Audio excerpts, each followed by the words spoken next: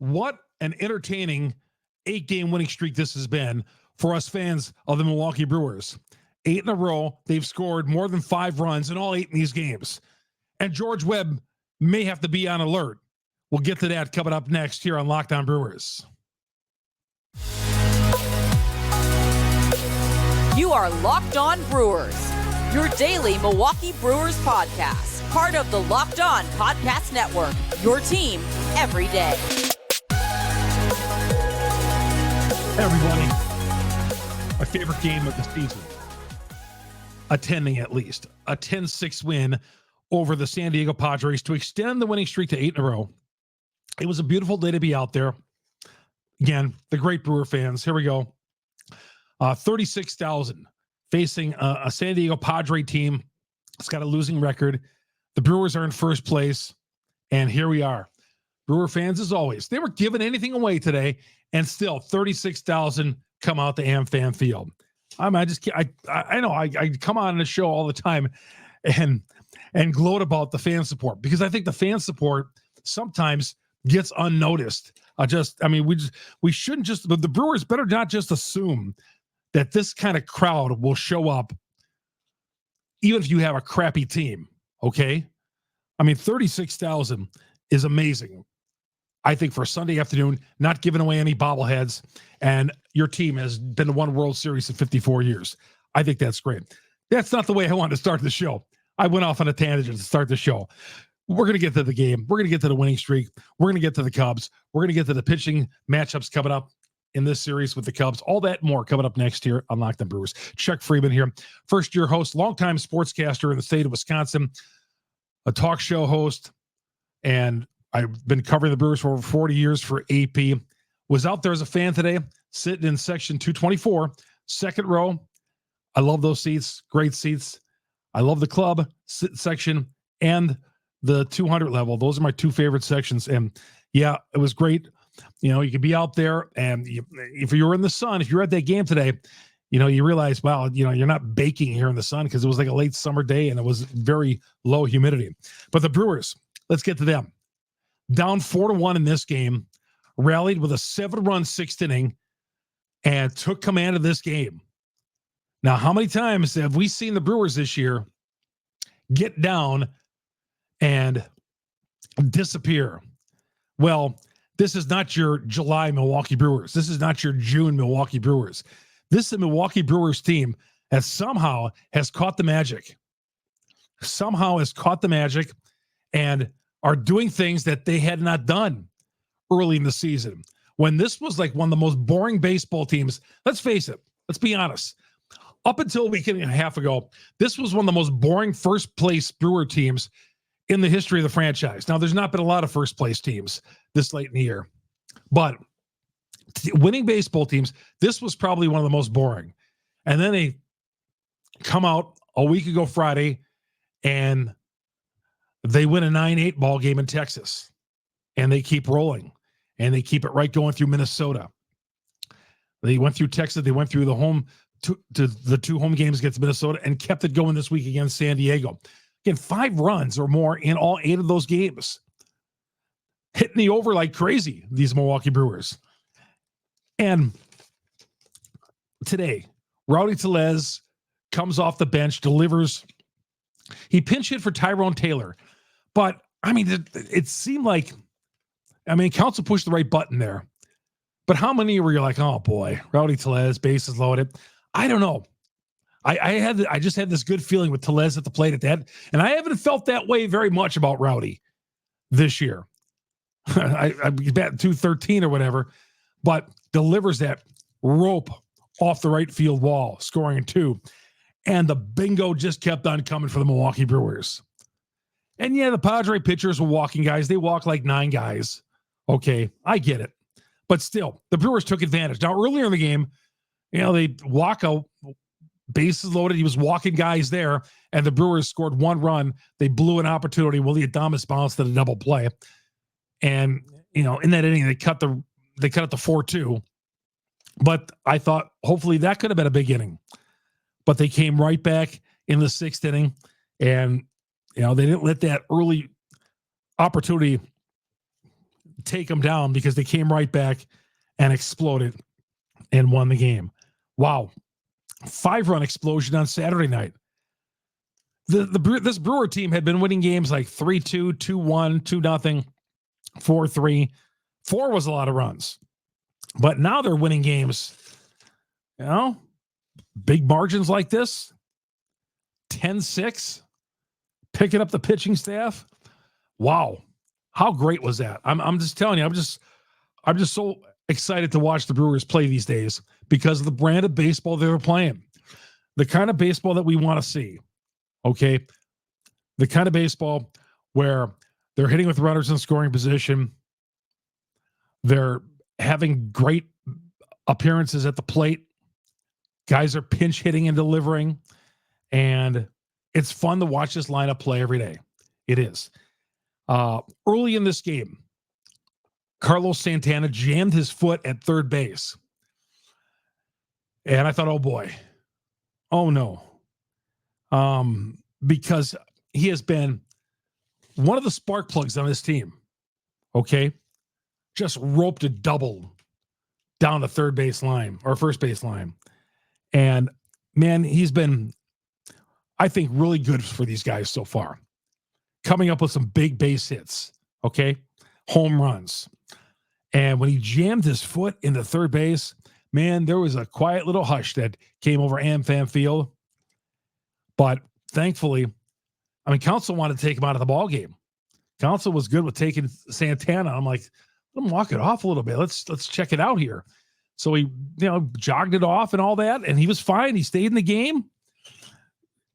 They helped beat out a ground ball to first base that was booted later in the game. So he was fine. Seemed fine.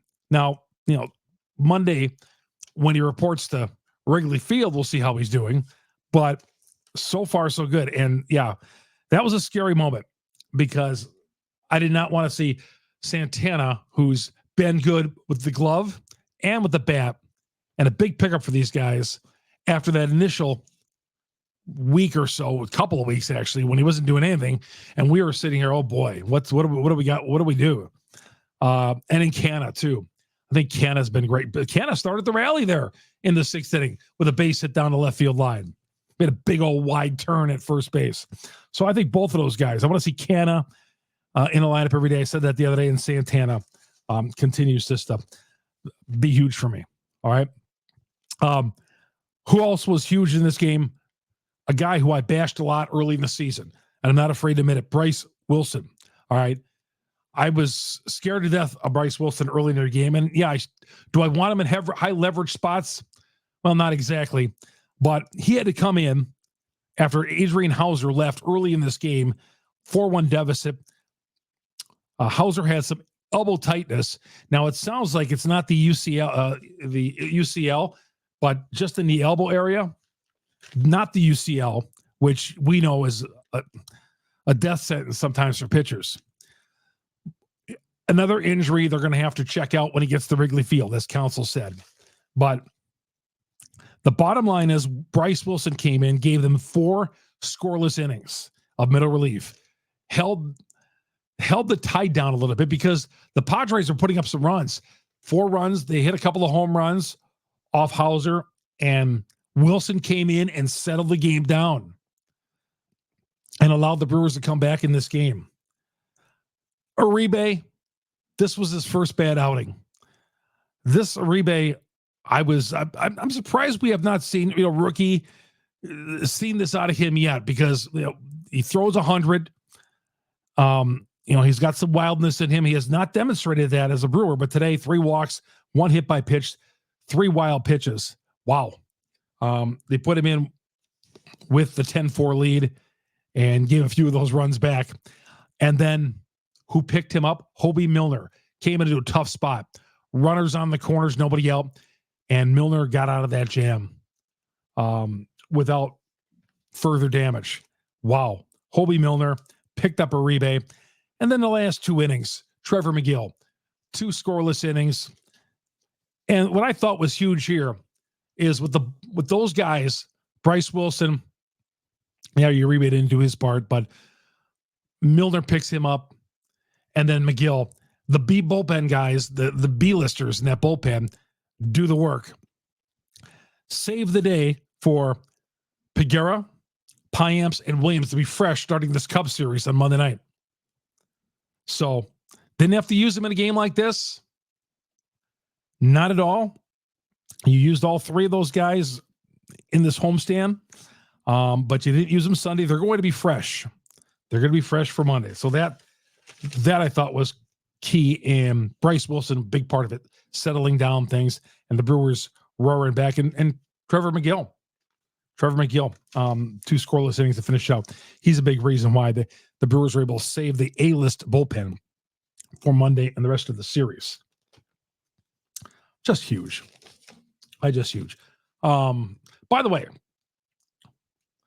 you can download our episodes wherever you're getting them. You download our episodes every day on Google, Spotify, Apple. We're on all the major download platforms. My name is Chuck Freeman. I list them all on my Twitter account, Chuck Freeman, FREIMUND. And of course, our growing YouTube audience. Please go to our YouTube. Go to YouTube. Search Locked On Brewers. You're going to hit the subscribe button, hit the like button there, and you're going to get alerted every time we drop an episode here on Locked On Brewers, which we do starting on Sunday night and continuing right through the week. This show is brought to you in part by Sleeper.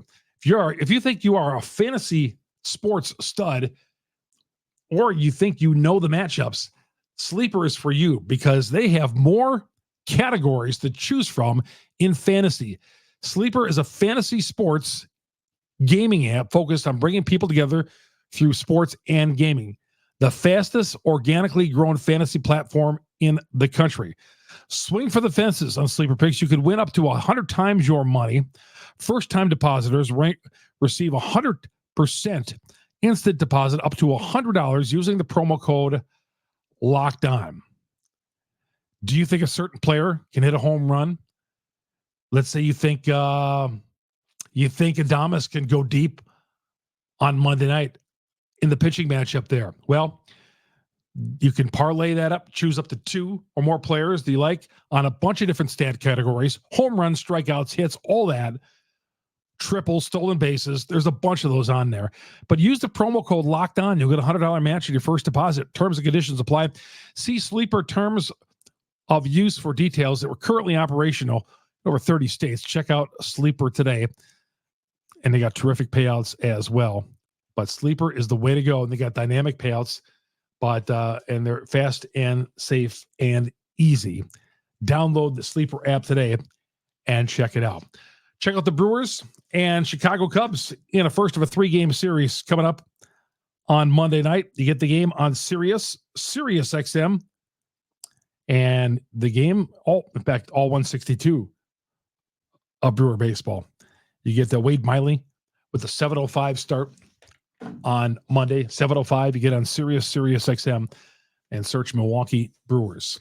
Everydayers out there, all you everydayers who follow us along every day, right here on Locked On Brewers. I know who you are. I see you tweet me. I see you write your comments on YouTube. You follow me along. You set your podcast. I love it. Thank you very much. We're a Brewers community. Leading the way, leading the charge. Our team, let me double check. Is it 15 games? 16 games over the 500 mark. And a 4-game lead on the Cubs, 6 on fading Cincinnati. Wow. If the Brewers can extend this winning streak to 11, they'll have a 7-game lead on the Cubs, if you can believe that. I'm just hoping to take 2 or 3. And of course, don't get swept against a team that's in second place. That's a 6-game swing right there. Do not let that happen. So we'll talk about this Cubs series. We'll talk about the matchups and a few other things as well. God, the way things have been going for the Milwaukee Brewers right now, they have been such delight to watch. We'll talk more about it coming up next here on Locked On Brewers. Welcome back to Locked On Brewers. Your host, Chuck Freeman. Yeah, the George Webb alert. George Webb, twice in Brewers franchise history, 1987 and 2018. They had 12-game winning streaks. 2018, they had 2000 and Wait, it was 1987 and 2018. 1987 to 2018. 1987 was the first time they had to give away the hamburgers for George Webb. George Webb, for those of you outside of Wisconsin, is a place that serves breakfasts and lunches and all that. They're open 24 hours a day in most cases around the state. Get breakfast anytime. But they've been around since like the 50s, I want to say. And they're known for their hamburgers. So they made a promise back in the 70s. If the Brewers, it might have been earlier than that. Maybe it might even been when the Braves were here. But if the Brewers win 12 or more games, you get free hamburgers. And in 87, the Brewers won 13 in a row, and they had to give out hamburgers. 2018, they had to give out hamburgers. So as of 2021 was the last I heard they were still doing the bargain. I don't know if they're still doing it, but they have to be on alert if they are, because it's 8 in a row. So I don't know if that's up to George Webb's if they're doing it, but the Brewers are inching close if they can sweep the series and continue it next weekend when the Phillies are in town. Very cool. So the Cubs are ahead in this series, and the Cubs have won 2 in a row. Yes, Cincinnati is just fading.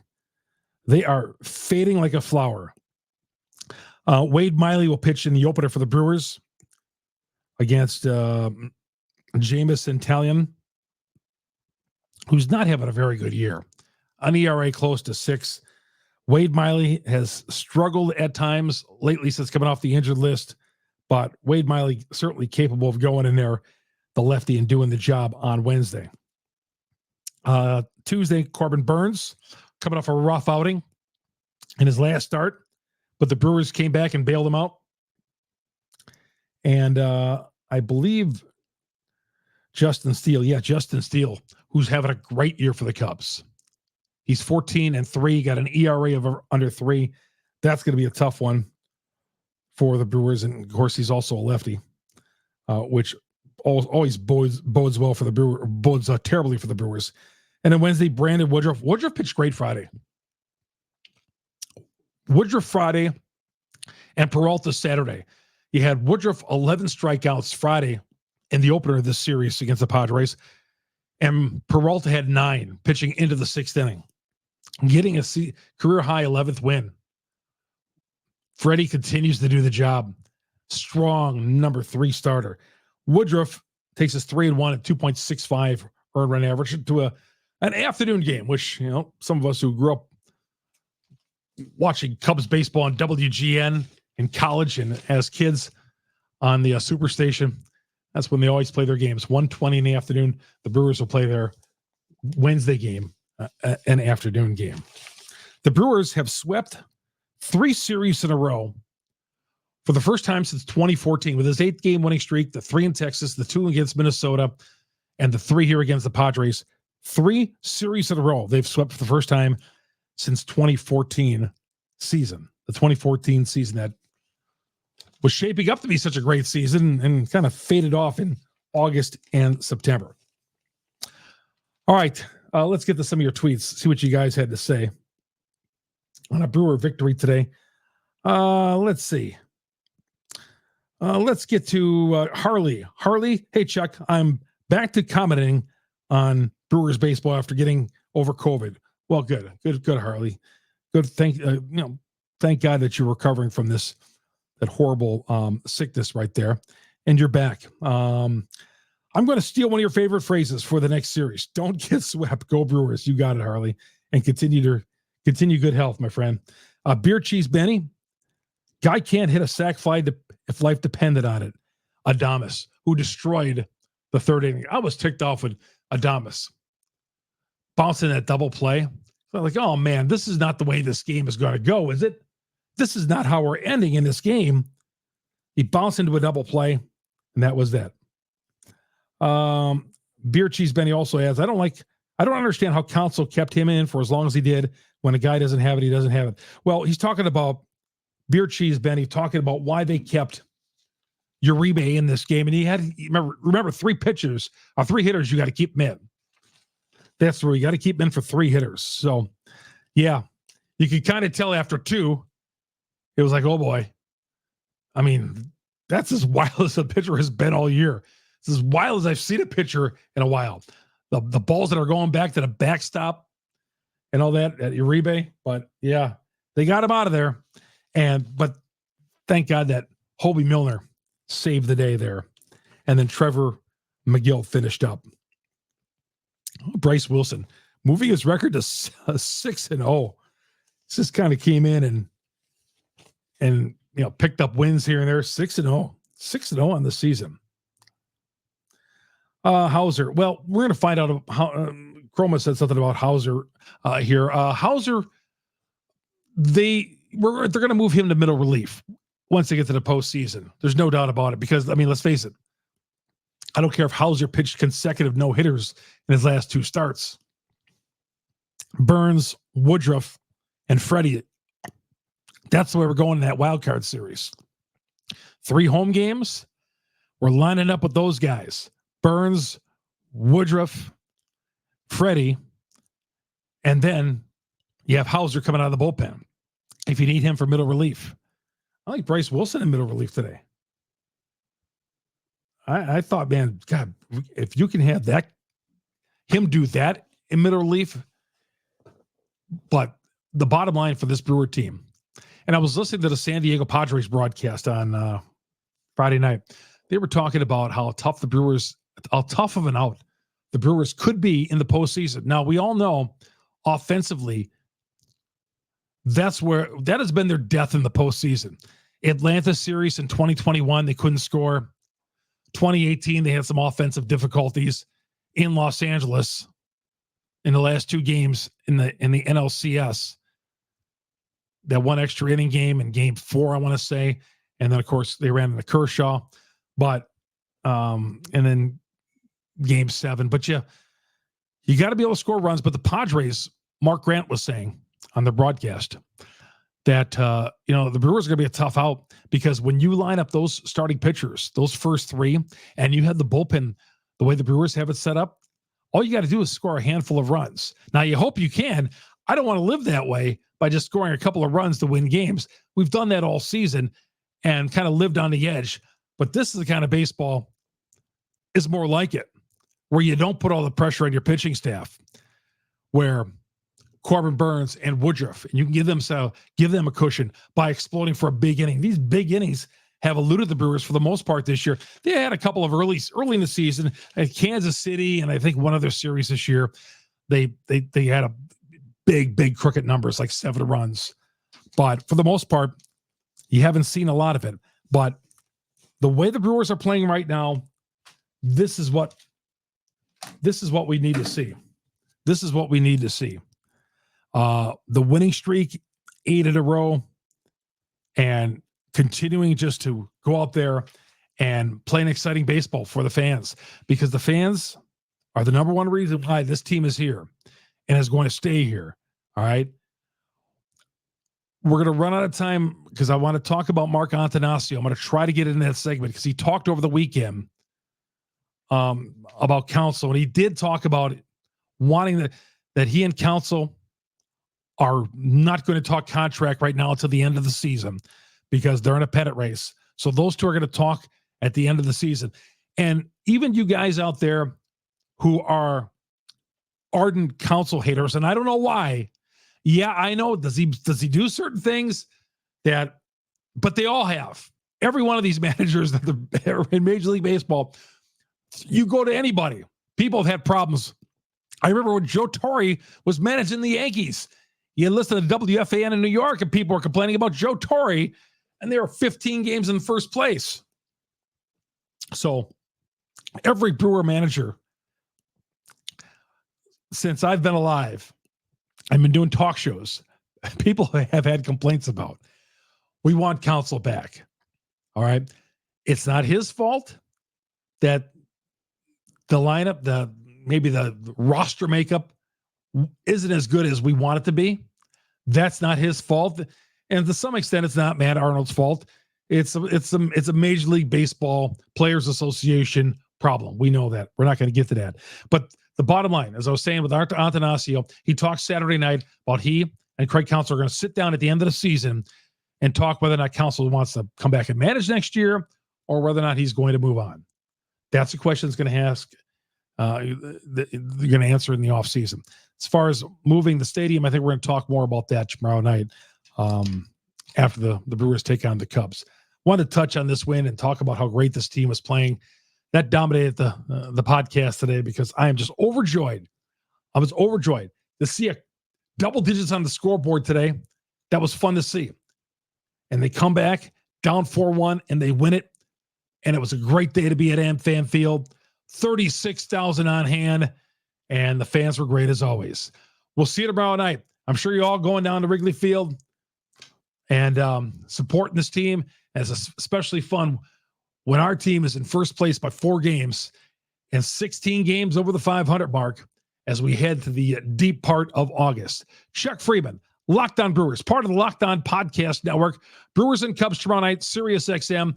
7:05 with the broadcast. You get all the broadcasts on Sirius XM and the SXM app. Search Brewers. Everydayers out there, punch us up on Google, Spotify, Apple. Our podcasts download on all the major platforms, wherever you get it. Go to Locked On Brewers. Save us there. Bookmark us there. Set the alerts. And, of course, on YouTube, go to YouTube. Locked On Brewers on YouTube. Hit the search button. Hit Locked On Brewers. Subscribe. Hit the bell. And we're going to talk Brewer baseball with you every day. Brewers baseball right here on Locked On Brewers. Part of the Locked On Podcast Network. Chuck Freeman. So long, everybody. Have yourself a great Monday.